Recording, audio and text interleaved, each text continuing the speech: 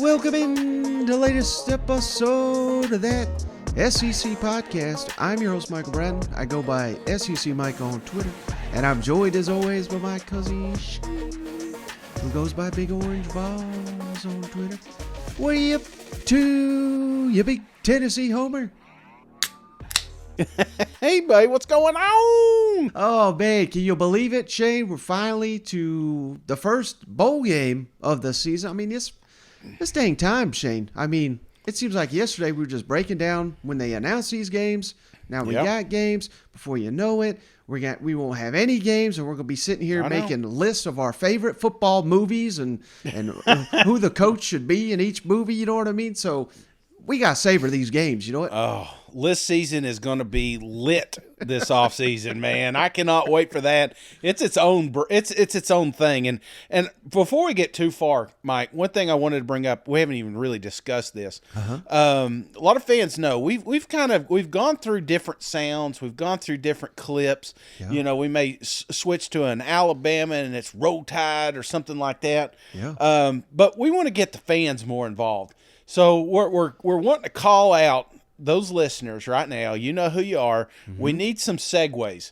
So if you're a Florida Gator fan, or if you're a Tennessee Volunteer fan, you got your kids, or you got something, send a clip so that we can start including you into the show. Because again, it's the fans is the main reason we're here. So that's who we don't need a famous person saying Roll Tide. We don't need the ex-president saying Gig 'em Aggies. You know, what we need is the folks out there listening right now to shoot us a clip. Now, you can send that through the email, that SEC. If you don't have the Twitters or something like that, you can DM them to us.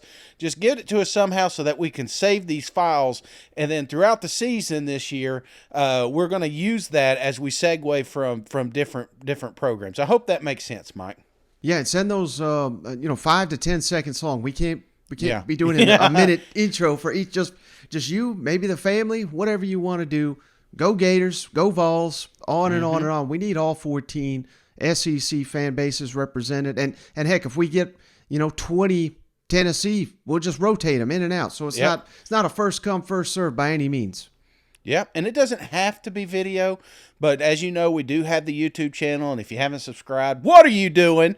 That SEC podcast, get on there and subscribe to that thing. But if you got a video, we'll include it on there. So when we get the views, that's a good way to get you out there. Like Mike said, though, keep it short. Keep it sweet. Don't ramble like Shane does. Just get on there and give us your battle cry, and then we'll be sure to include it in the shows moving forward. So, and speaking of the YouTube channel, Shane, I want to make this announcement. I'm going to do my very best. Never have actually done a live YouTube video, but I think I figured it all out. I'm going to try to go live after every single SEC bowl game comes to an end. Fire up the YouTubes. I'll put out the links and all that so you can follow along. Just an instant reaction, and not only instant reaction, but I believe if I do it live, Shane, the listeners can chime in with questions, thoughts, things of that nature. So just another way to be interactive with the audience. We'd love for any and all of you to show up. And a great thing about those also, Shane, if you can't be there live, you can watch it back on our YouTube channel at any time. Yep. So it works whether you're near a computer or not. You know what? Technology. Look at us, Mike. Paul Feinbaum didn't have this back in the day, did he? But we got a game to preview, Shay. We got an outstanding interview with J.C. Shurburtt, owner of the Big Spur. So this is going to be a loaded show. But before we get to all that, just a couple quick news items from around the SEC. And the first one, Shane, is going to break your heart. Not even technically SEC related, but he had been rumored to be returning to the SEC. It's not going to happen. Bobby Petrino, brother, hired by UNLV to be the offensive coordinator. And, of course, Barry Odom. What could go wrong? What could go wrong in Vegas, right? Oh, yeah. I mean, that's the last city in America. The Devil's Playground. He is home, buddy. Hopefully, old Barry Odom, who's now the head coach there at UNLV. I mean, all jokes aside, that is a terrific combo there. Defense, offense. Mike, UNLV. Next time SEC expands, let's bring them in. Well, maybe not that, but I feel like we've created a package similar to Pittman and Odom up there in Arkansas. This may be an opportunity later. Something pops open in the SEC that it's a package deal that they travel to the SEC and get their shot. So yeah, I'm really intrigued with that hire down there. I think it's a great one for Odom, and I'm not expecting big things from UNLV, but if they start hanging points and making ball games and bowl games, don't be surprised if they're not on short lists. If another SEC coach gets fired. And last thing I got on this, Shane. I mean, this adds some validity to Bobby Petrino and A&M. Certainly, he's not going to take UNLV offensive coordinator job over Texas A&M. I'm not suggesting that, but Petrino was clearly looking around. And again, same thing I said. He's not the hire at A&M. It's understandable, but credit Jimbo for thinking outside the box. For whatever reason, didn't work out there. But can't wait to see who A&M hires as the offensive coordinator. And the longer this goes, Shane, who the fans are waiting for. I wonder if who do you think A&M fans got their fingers crossed is headed to College Station? Shit, man, I don't know. I mean, who do you got? He was just named Assistant Coach of the Year, Garrett Riley, younger brother of Lincoln Riley at TCU there. So I'm not saying that's the hire, but the fact they haven't made it yet, the fact that they've got an open checkbook, TCU's in the college football playoff, again, that may be going a little branching too far out from what Jimbo wants to do on offense, but it's got to give you hope if you're an Aggie that because that's been rumored, nothing like he's on his way or anything, but it's actually been rumored that Garrett Riley will stay at TCU, but all that means until he signs that dotted line is, hey, maybe he's asking for a little bit more money. You know what? But it's funny. It's just you hear all these news. Going back to Bobby, it's like his name starts floating around. Is this not Jimmy Sexton 101? Let's get them together, take a couple pictures, send it out there that he's really got a shot for an Aggie job, and then we'll land him a coaching job somewhere else. I don't know. It felt a little too convenient in my opinion. So maybe they were kind of shopping him around, getting him the most money whatsoever. But the fact that Texas A&M's holding out, I think you may be onto something here, Mike. They're not going to make an impulse buy. They're going to sit there. They're going to wait to get their guy. I just hope it is somebody that could come in there and pull his own weight or her own weight. I don't want to. I mean, I know there's female coaches out there too, so I don't want to. I'm not sexist, Mike. I'm just saying that whoever it is, they need to come in there and they need to have control of that offense, not be under Jimbo's spell, if you will. Right.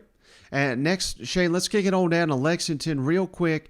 Now, I don't want to do just like a daily portal update here, Shane, but because I don't know if you realize this, Shane, we are in day 10 of the transfer portal.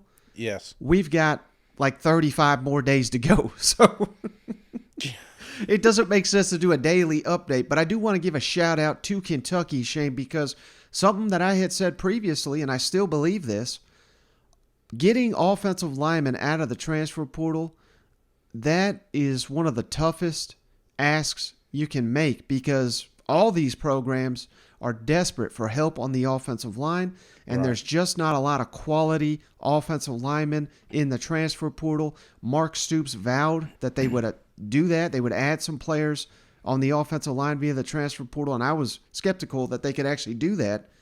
Well, Shane, they've added Alabama offensive lineman Tanner Bowles, and just here on Thursday, starting left tackle for Northern Illinois, Marquise Cox. And if you remember, Shane, early in the season, Northern Illinois played Kentucky. Yep. And they played him well.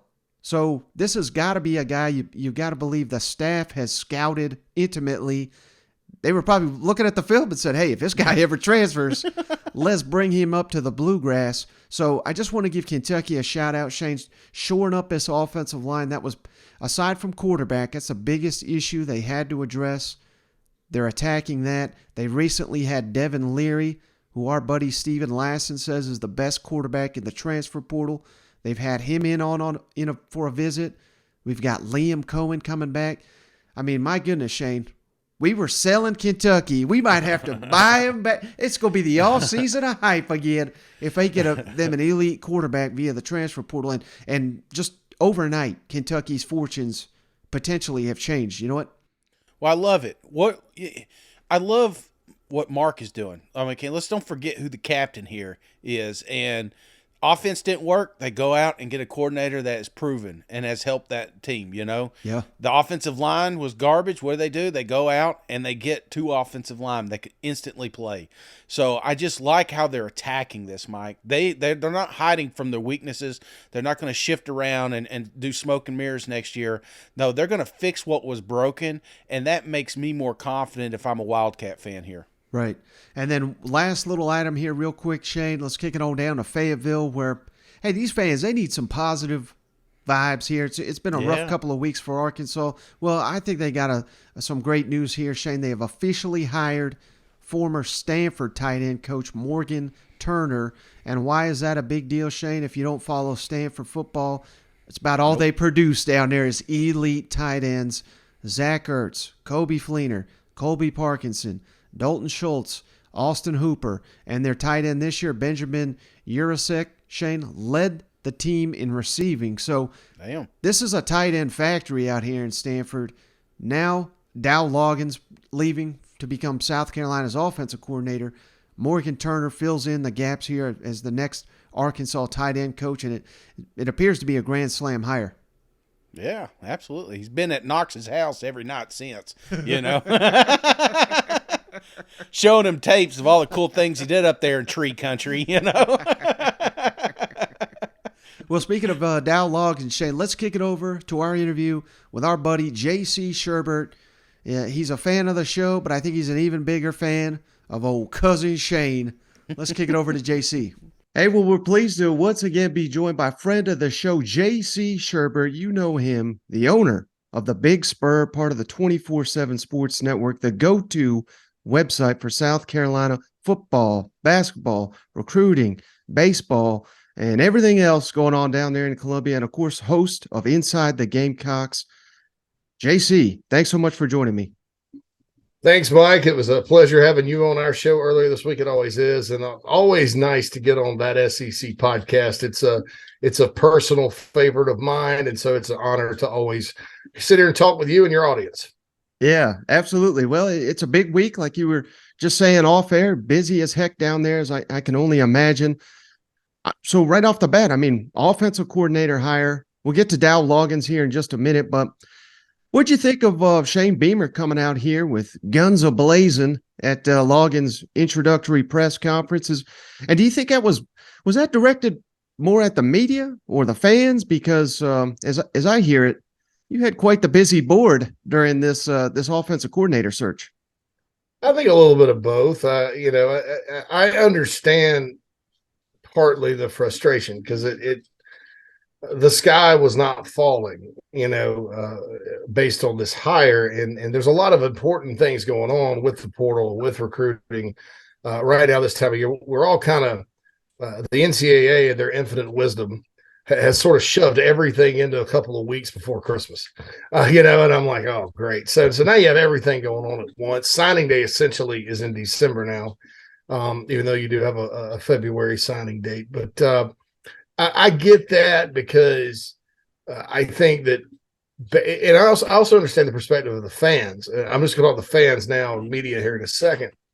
The fans they've been through some trauma, right, with offensive coordinator hires that have had to be sold a little bit. Like the only real proven guy that they've hired is Mike Bobo, and he was there for 1 year under Muschamp. Kurt Roper was kind of the guy that works for the guy. There was just 1 year of him at Florida with, mediocre results, but he did get them better. Yes, he had to kind of sell that. Well, okay, that didn't work out. Well, then Muschamp promotes Brian McClendon, who actually did a really good job in 2018. In 2019, Jake Bentley gets hurt, and I think there was sort of no second pitch there as to what to do offensively. So Muschamp brings in Mike Bobo. Bobo was only there for a year. He doesn't have a lot of talent and a lot of players to work with at all. I mean, he had one wide receiver. I thought play calling wise, he was fantastic because the Gamecocks probably put up some points that they shouldn't have that year, even though they were 2-8. But Muschamp gets fired, so in comes Beamer. Bobo's staying, but then he's not. And then Marcus Satterfield comes in, and all of a sudden that's an unknown you have to sell. And that was a disaster. That's the worst one of them all. So, and it wasn't necessarily his play calling or his plays or his designs or his system, so to speak. It was how he taught it and coached it, man. I mean, you can run an NFL style offense all you want, but the key word is style. You cannot run an NFL offense, with 13 word play calls and 20 different personnel groupings and stuff week to week. There's not enough time in college to do that. Nobody does that. Georgia runs a similar, if you watch them play, they have similar sets and similar concepts and things they do. There's no way on earth Todd Monken's teaching it like that, with all the complications and stuff. And, they just get out there and run it with sensibility. They go. Alabama's a pro style offense, even though it looks like an air raid sometimes because of the RPO game and stuff like that. And so, the cumbersome parts of that offense, I think were kind of stripped away the last two games, and you saw what happened. I think South Carolina's always had talent on that side of the ball, but they kind of let the talent go play free.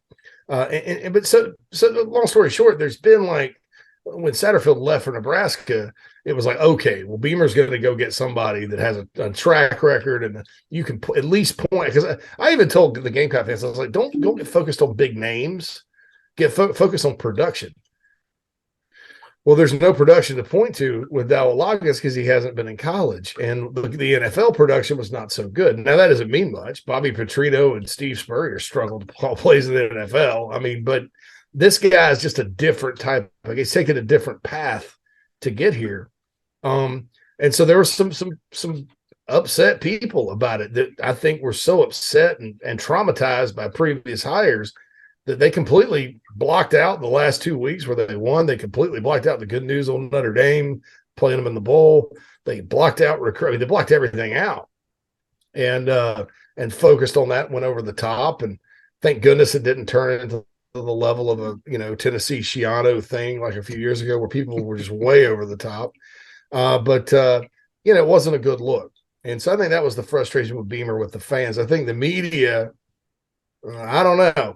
There's he sort of took a shot at my website with it was my partner that reported that Sat was basically out after the Florida game, and he I think he called it fake news, fake news.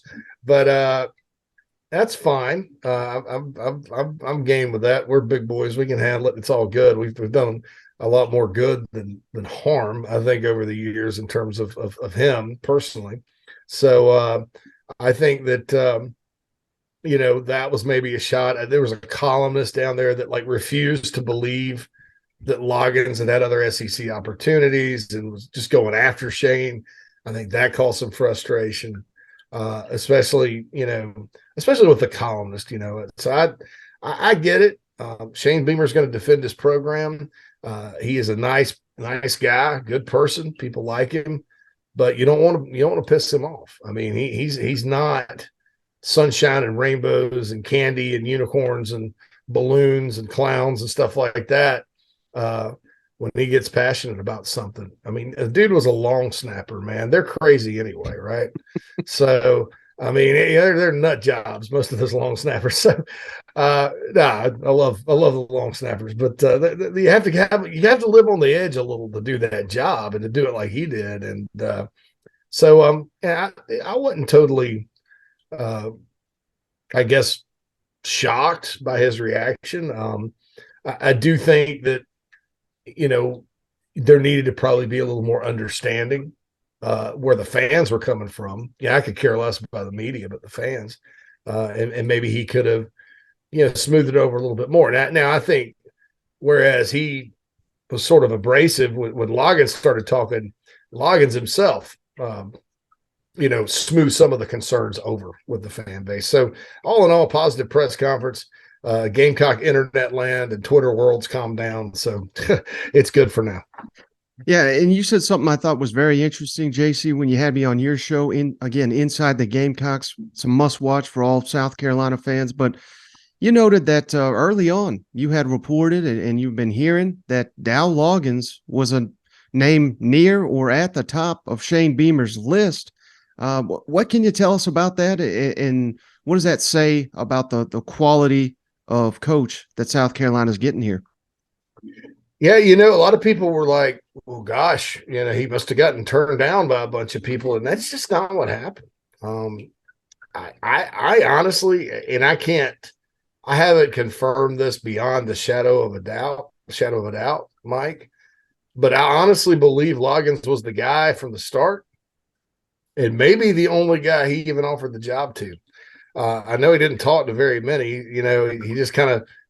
He talked to a lot of people about Dal Loggins, but I don't necessarily think anything got beyond the preliminary point, with other candidates besides Loggins, and I'd heard his name back in September after the Georgia game, so inside the building, his name was known. He visited with the Carolina staff.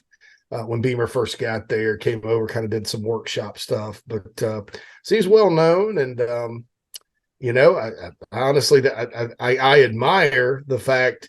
I admire just about anybody that goes against the grain these days in college football, because it's, the sport we love is sometimes beholden to hype over substance. And I respect anybody that goes against the grain. It's just at South Carolina for certain fans, and a lot of the fans, they've been through so many situations where an offensive coach is hired. It's a wish and a prayer and, whatever. And so it's hard to go back to that well, I think, if you're a fan. So they do deserve some empathy for this. But I think at the end of the day, you sit there and you look at Beamer's hire. It's gutsy. It's risky. And hey, it's not coaching scared, right? You don't want to coach scared. So I think a lot of bad coaches coach not to lose rather than to win. And Beamer through 2 years certainly is not. He's been anything but scared to do things. So that eventually, if this hire works out, you'll look back on it and go, well, that's kind of the South Carolina mentality. Don't be scared. Just rock and roll. And so I think for that reason, if he puts up yards and points next year, it'll be a pretty good fit, and we'll look back on it and laugh while we're heading to the Rose Bowl with our Dal Loggins beer shirts on and all that. And he'll become a folk hero in Columbia. So now I think the biggest question in Columbia is it's all about Spencer Rattler. And also Juice Wells. What are they going to do? Are they going to return? Any update on how, if at all, this Dal Loggins hire affects their decisions, and maybe it's a little too early to make that determination? I think it's good for both. I think that the one thing he talked about is getting the ball in your playmakers' hands. That was what was frustrating for Jaheim Bell last year, and maybe to a lesser extent Lloyd is, and really every player on South Carolina's offense, man, besides Rattler, who the quarterback touches it every time. That was frustrating about Satterfield too. It's like Juice Wells had 8 catches for 189 yards against Arkansas. Comes back, he's not even targeted, doesn't even play a whole lot against Georgia the next week. I mean, I don't think when somebody told me one time about Saturday, he's about plays, not players.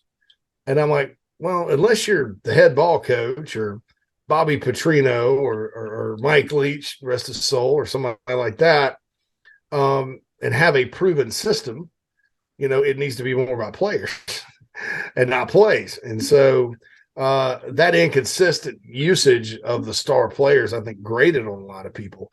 But you asked me if they're coming back, and I think for Spencer Rattler, it's hiring a guy like Loggins who coached quarterbacks in the NFL for 20 years. That's what he wants and needs, and I think they made that hire with him in mind. I don't think there's any tomorrow in college football anymore, man. I mean, with the portal and I mean, you got to take what you can when you can. And I think they made it with him in mind as far as the quarterback's coaching spot goes. And then with Juice, he's going to get a lot of balls. Here's the thing. If their draft grade comes back pretty high or reasonable for Rattler, I think he's gone.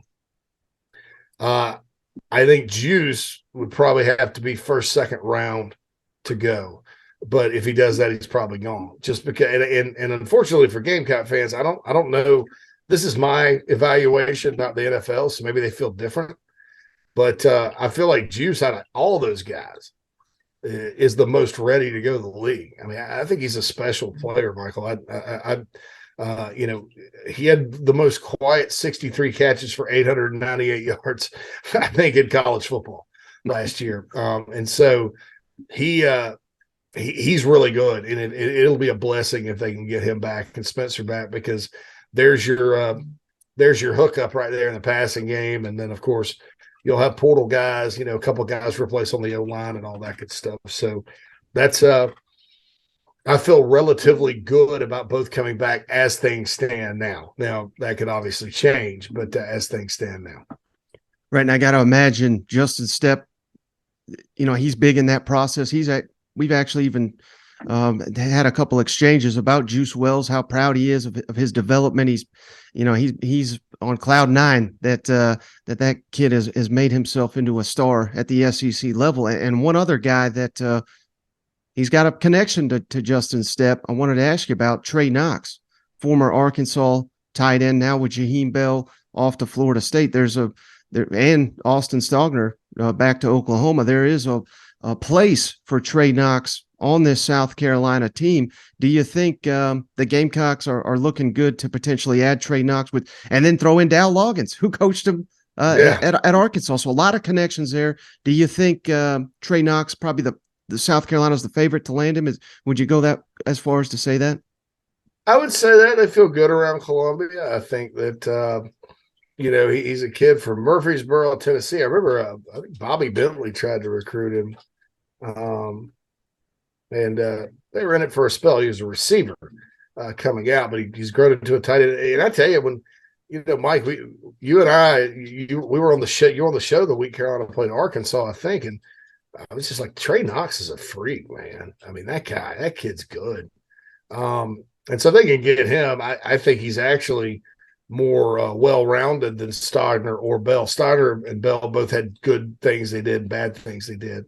They need more than that, because I think they're completely out of tight ends once Nate Atkins leaves after the bowl. But he would be a really good pickup, because I think he's just a tremendous playmaker and a great athlete, and would probably fit it well. I think Carolina's in good shape to get Knox as things stand today. And speaking of the portal, I got to ask you, you already kind of hit on it. Jaheim Bell off to Florida State, Marshawn Lloyd currently in the portal. How big of a surprise were those to you, JC? And because I remember Bell, I believe he's just talking trash to all these other fans, and next thing you know, he's in the portal. And I don't know, how big of a surprise was that? I don't think it was a surprise he left. I think it was kind of how maybe how it went down, because he was sitting there selling T-shirts in the afternoon, and then all of a sudden just jumped in the portal, right? So you kind of look at it and go, that's interesting how the timing of that came out. So, but the fact that he did, just the mere fact that he went didn't surprise me. He wasn't used properly the whole year, He's another victim, I think, of the offense being too complicated and him not being totally sure as far as what he's doing. So I think that that's one of those things that you have to check it out, and see. So I think that so we'll see sort of how that goes. Sorry, I just got distracted by an email I got. I probably need to not look at that. Bell, so he's going to Florida State. I think Mike Norvell will be able to use him pretty well in a lot of different roles. He's from that part of the country, kind of Lake City, Florida, Valdosta, Georgia area. So he's kind of back closer to home and stuff. So, that it wasn't a surprise he left. It was a surprise how he did that. Now, Marshawn was a bit of a surprise. Like, you find out after the fact that not a lot of people were totally shocked around the building, but how it went down. He met with Beamer on Tuesday, assured him he was coming back, talked about, spending the rest of his career at South Carolina, whatever. And then he goes home to Delaware, and the next thing you know, he's in the portal.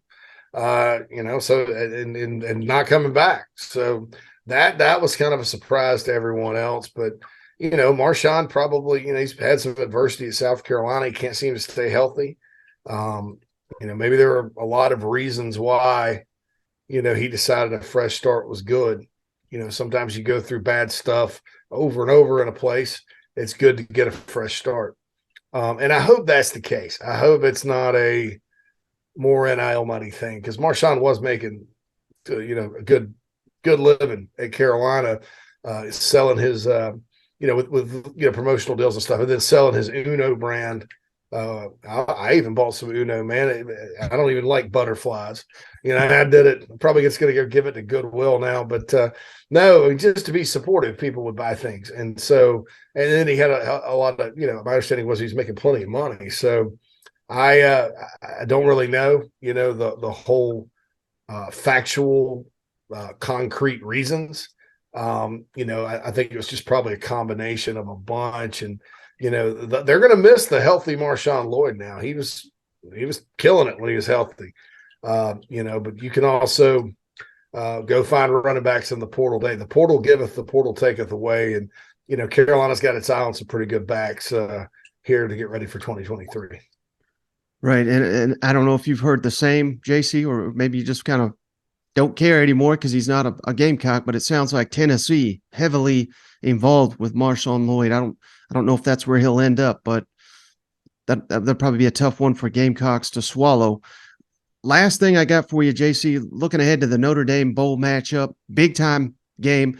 How, everything that's happened the last couple of weeks, not the searching and all that, but the huge win over Tennessee, arguably even a better win at Clemson, knocked two teams out of the college football playoff. If you can beat Notre Dame, I mean, my God, let's say Spencer Rattler comes back. I'm doing a lot of assuming here, JC, but if all that happens, I mean, South Carolina, what are they going to be next season? You think they're preseason top 15, perhaps?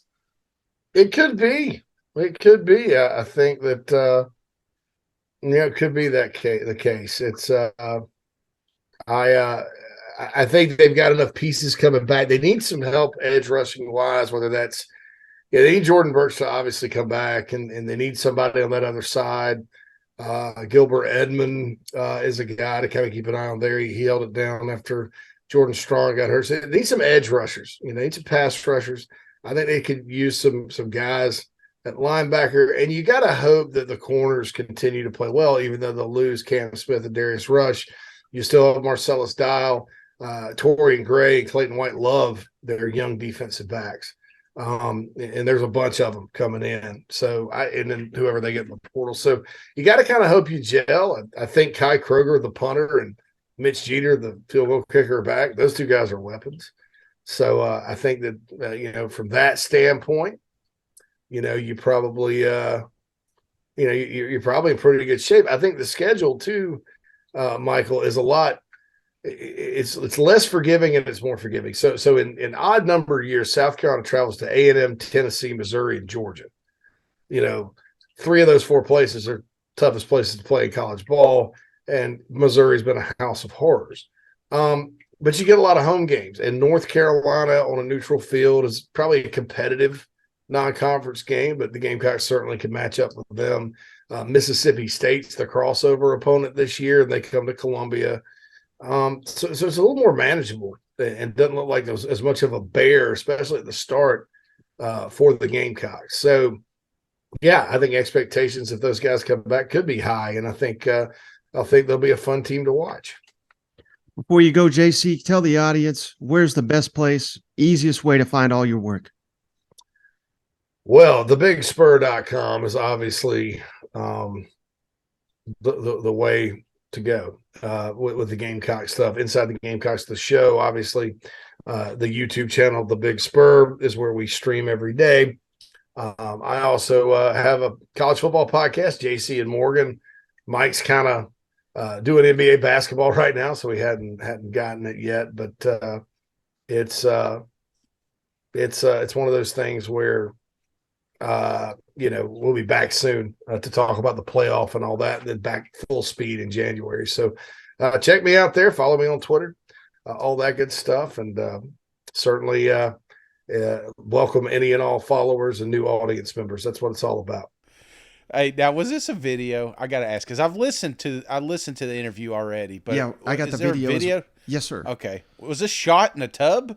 Because I kept hearing water being dropped, and I don't know. I just pictured JC just drinking wine, checking his emails in the bathtub, and doing a podcast here. So maybe you did it in the tub. I don't know, but I swear, maybe I'm losing my mind, Mike. But this was a fantastic interview as always.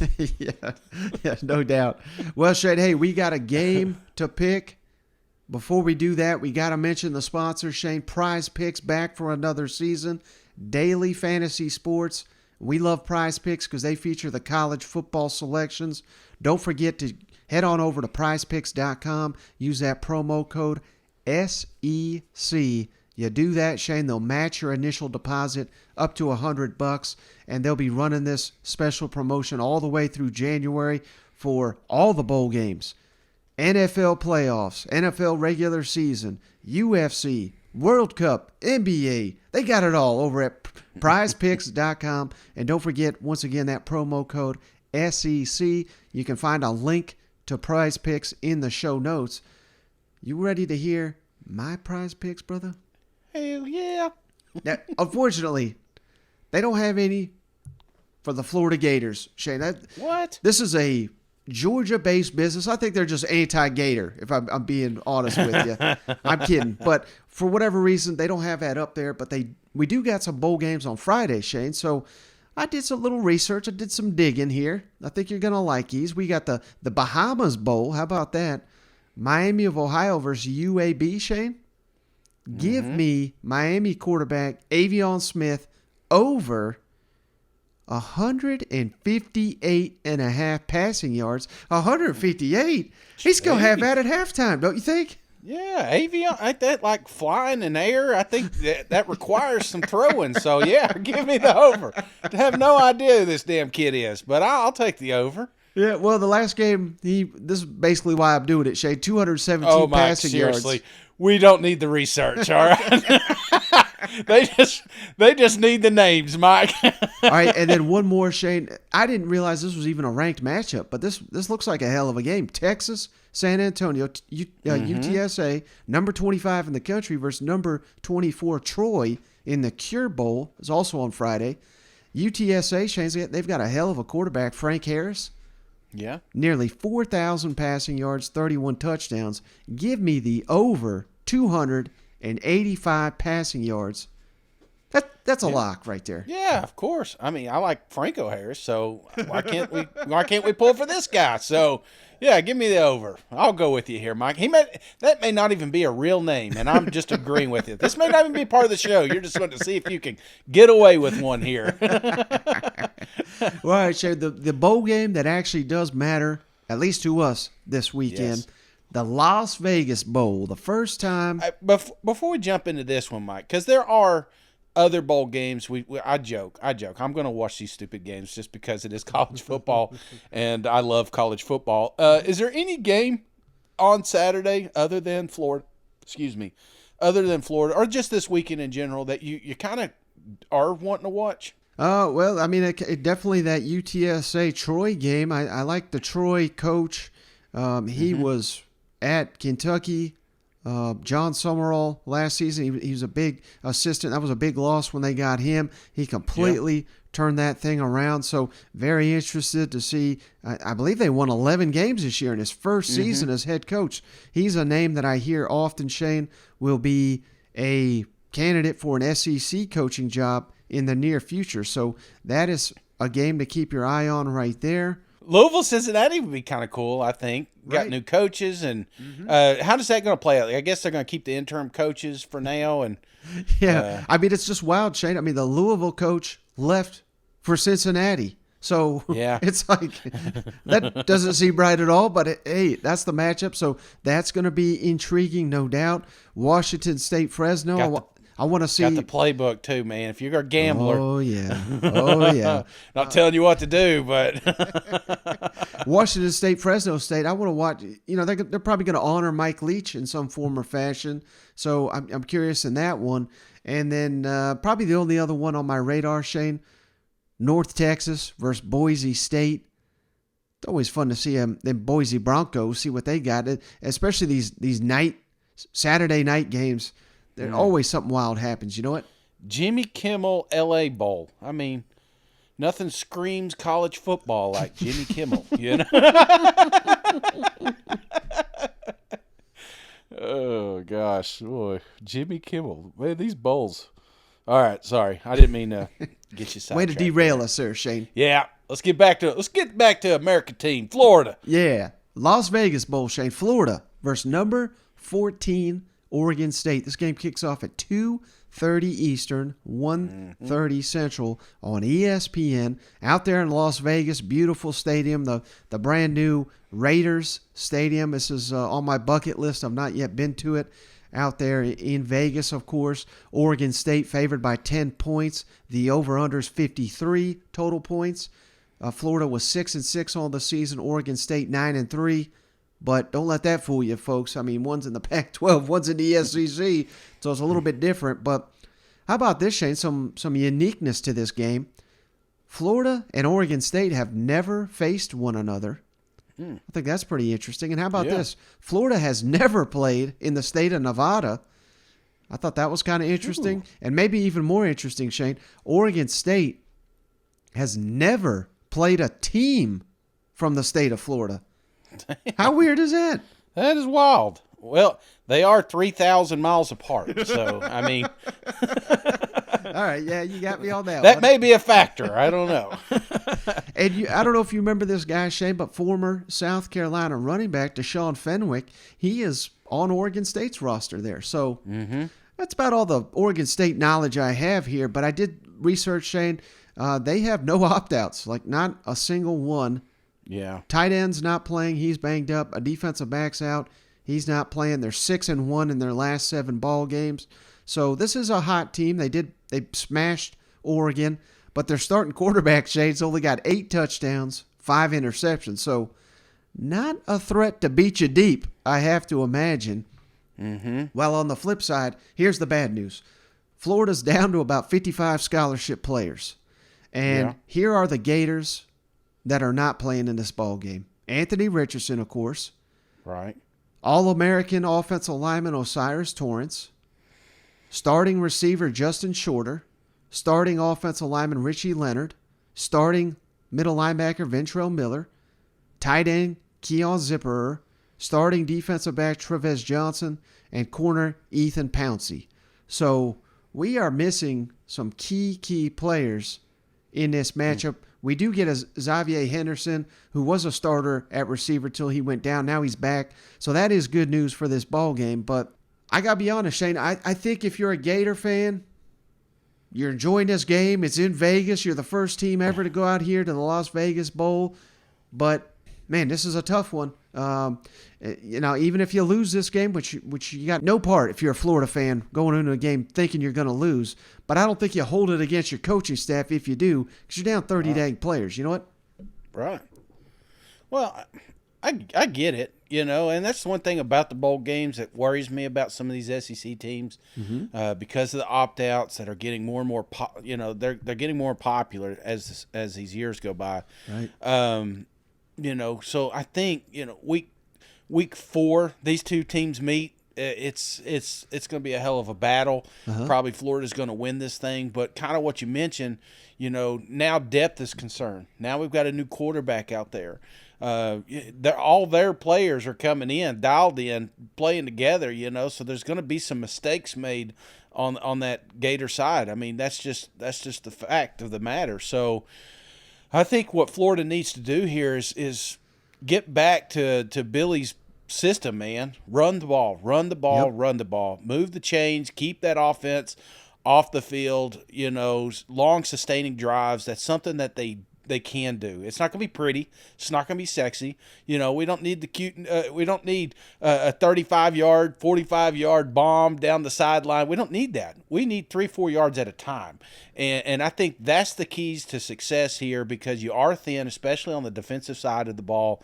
And the last thing you need is them on the field the entire game. So big concerns, Mike. Big concerns. I'm not going to lie. I'm not going to sugarcoat it for those Gator fans out there. But I can tell you one thing, Mike. One thing I hate more than ACC is the Pac-10. And there's no way in hell I'm picking a Pac-10 team to win this game. So give me the Florida Gators with an upset 24. That other team 21. Yeah. I see you. The Golden Beavers got 21 points. Well, I love the fact you. Well, maybe we should take Golden Beavers off. What are they? Are they the Beavers? They're just the Beavers, I think. Okay, yeah. Okay, I'm stopping. All right. My mind, I don't know why I do that. I always revert back to 5th grade, Oh, yeah. I got you. I don't want to run with it. You're involved in a few threads. So, but let's just say the Beavers, they lose this game.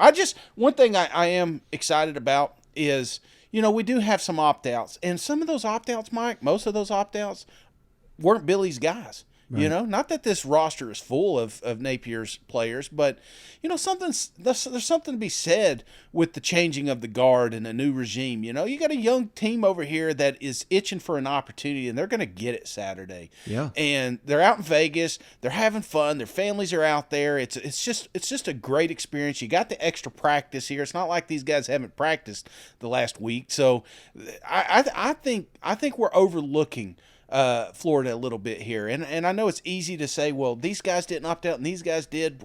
Yeah, of course, but we're talking about 10-point spread in Vegas, so they think it's a 2-score game. Those can go either way. So I like this attitude. I like, in the back of my mind, this is a field trip, and these boys got together and they're ready for the next chapter there in the swamp. So to do that, we got to get a victory while everybody's watching. Yeah, and I love that point you just made, Shane. I mean, the guys playing in this game are Napier's guys. And that's not to discredit the guys that aren't playing. Some of them got a lot of money on the line. They've got opportunities at the next level. So I'm not faulting those guys. But what I am saying is the vast majority, I think, of the players that are going to step up and emerge in this football game fit Billy Napier's system and his culture. Mm-hmm. And that's kind of been the message, man. He said, we are going to this is an opportunity for all those players that have not had that opportunity to shine to do so. And we're starting Jack Miller, the Ohio State transfer at quarterback. That's a Billy Napier guy. He was apparently doing great in camp till he got injured, missed a little bit of the season. Now he's back to full health. And you know who's Billy Napier guys at heart, Shane? Montrell Johnson and Trevor Etienne, the 2-star running backs. I love the fact that you pointed to the running game because it's going to be on their shoulders to get this win in the Las Vegas Bowl. But I got a couple quick stats for you, Shane. And anytime I reference a stat, it's analytics is kind of what I go off. I don't just go off the total rushing and all passing. That's all garbage. The analytics is where you really got to look at these things. Florida has got the number 4 rushing attack in the country.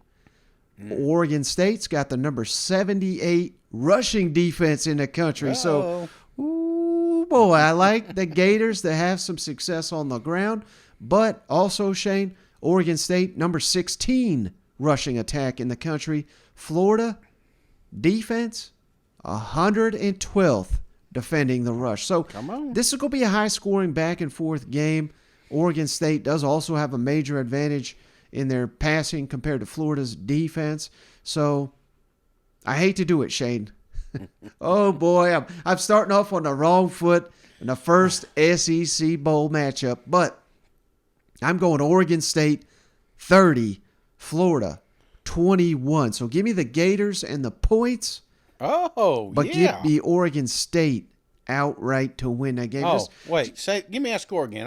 I drifted off. I pulled a JC there. I was checking my emails. What did you have there on your score again? Oregon State 30, Uh-huh. Florida 21. God, why do you hate Florida so much? You pacify them with the spread here, and then you just stab them right in the back. Well, I figure, Shane, if I pick you to lose a game, you're almost guaranteed to win it. So, if Are nothing they else. Pac-12 now? They're Pac-12, right? They're Pac-12 for about another year. They're losing 2 of their marquees, so they're probably going to be Pac-10 here in a minute. Yeah, I think I called them Pac-10 earlier, so, it's okay. It's okay. They knocked off Utah. They might as well knock off another one, Yeah. Yeah, so. Florida's You remember undefeated Utah. versus Remember, Pac-12. who the Pac-12 champs are, right? I believe it's Florida Utah. knocked them off. Yeah. Florida knocked them off, so they're going to knock these guys off too.